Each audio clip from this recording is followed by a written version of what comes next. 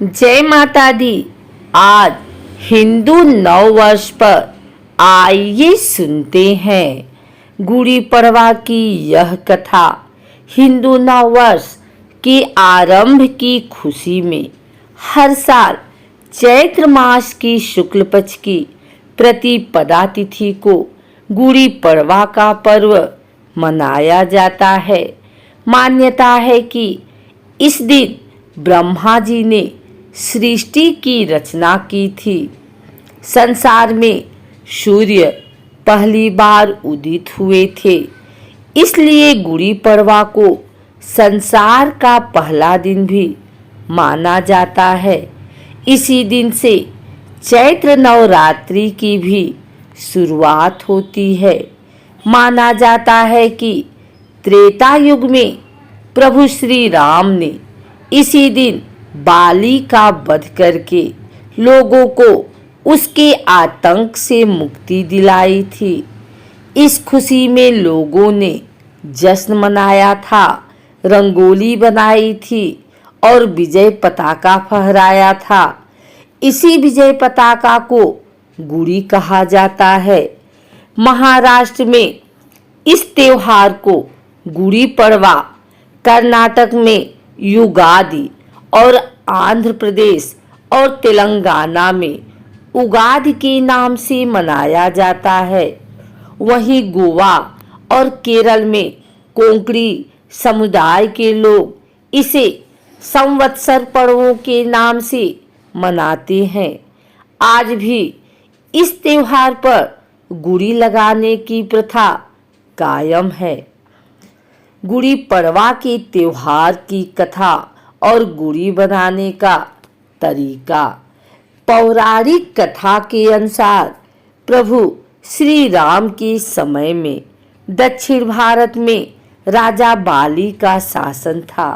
जब भगवान श्री राम माता सीता को रावण से मुक्त कराने के लिए लंका की तरफ जा रहे थे तो दक्षिण भारत में पहुंचकर उनकी सुग्रीव से मुलाकात हुई। सुग्रीव बाली का भाई था। सुग्रीव ने श्री राम को अपने साथ हुई नाइंसाफी और बाली के कुशासन और आतंक के बारे में बताया। इसके बाद भगवान श्री राम ने बाली का वध लोगों को उसके आतंक से मुक्त कराया। वो दिन चैत्र मास की शुक्ल पक्ष की प्रतिपदा का दिन था। इसके बाद दक्षिण भारत के लोगों ने खुशी में विजय पताका फहराया और घरों में रंगोली बनाकर जश्न मनाया। तब से आज भी दक्षिण भारत में गुड़ी पड़वा के दिन गुड़ी यानी विजय पताका फहराया जाता है और इस दिन को विजय दिवस के रूप में मनाया जाता है। गुड़ी बनाने के लिए एक खंभे में उल्टा पीतल का बर्तन रखा जाता है। इसे गहरे रंग की रेशम की लाल, पीली या केसरिया कपड़े और फूलों की माला, अशोक के पत्तों से सजाया जाता है। इस दिन लोग सुबह सूर्योदय से पूर्व उठकर शरीर पर तेल लगाकर स्नान करते हैं। महिलाएं स्नान के बाद इस दौरान घर के मुख्य द्वार को आम के पत्तों और फूलों से सजाती हैं। घर के एक हिस्से में गुड़ी लगाई जाती है। फिर लोग भगवान ब्रह्मा की पूजा करते हैं और गुड़ी फहराते हैं। गुड़ी फहराने के बाद भगवान विष्णु की पूजा की जाती है। गुड़ी को इस तरह ऊंचे स्थान पर लगाया जाता है कि इसे दूर से भी देखा जा सके। गुड़ी को समृद्धि का सूचक माना जाता है। कहा जाता है कि इसी दिन ब्रह्मा जी ने सृष्टि का निर्माण किया था। इसमें मुख्यतया ब्रह्मा जी और उनके द्वारा निर्मित सृष्टि के प्रमुख देवी देवताओं, यक्ष, राक्षस, गंधर्व, ऋषि मुनियों, नदियों, पर्वतों, पशु पक्षियों और कीट पतंगों का ही नहीं, रोगों और उनके उपचारों तक का भी पूजन किया जाता है।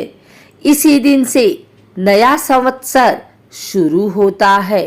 अतः इस तिथि को नव संवत्सर भी कहते हैं। चैत्र ही एक ऐसा महीना है जिसमें वृक्ष तथा लताएं पल्लवित व पुष्पित होती हैं। शुक्ल प्रतिपदा का दिन चंद्रमा की कला का प्रथम दिवस माना जाता है। जीवन का मुख्य आधार वनस्पतियों को सोमरस चंद्रमा ही प्रदान करता है। इसे औषधियों और वनस्पतियों का राजा कहा गया है। इसीलिए इस दिन को वर्षारंभ माना जाता है। कहा जाता है कि शालिवाहन नामक एक कुम्हार के लड़के ने मिट्टी के सैनिकों की सेना बनाई और उस पर पानी छिड़ककर उनमें प्राण फूंक दिए और इस सेना की मदद से शक्तिशाली शत्रुओं को पराजित किया। इस विजय के प्रतीक के रूप में शालिवाहन शक का प्रारंभ हुआ। कई लोगों की मान्यता है कि इसी दिन भगवान राम ने वानर राज बाली के अत्याचारी शासन से दक्षिण की प्रजा को मुक्ति दिलाई। बाली के त्रास से मुक्त हुई प्रजा ने घर घर में उत्सव मनाकर ध्वज गुड़िया फहराए। आज भी घर के आंगन में गुड़ी खड़ी करने की प्रथा महाराष्ट्र में प्रचलित है। इसीलिए इस दिन को गुड़ी पड़वा नाम दिया जाता है। अगर आपको हमारी वीडियो अच्छी लगी हो तो इसे लाइक करें, कमेंट करें, शेयर करें और हमारे चैनल भक्ति गाथा को सब्सक्राइब करके बेल नोटिफिकेशन ऑल पर सेट कर लें ताकि आगे आने वाली वीडियो सबसे पहले आप तक पहुंच सके। धन्यवाद।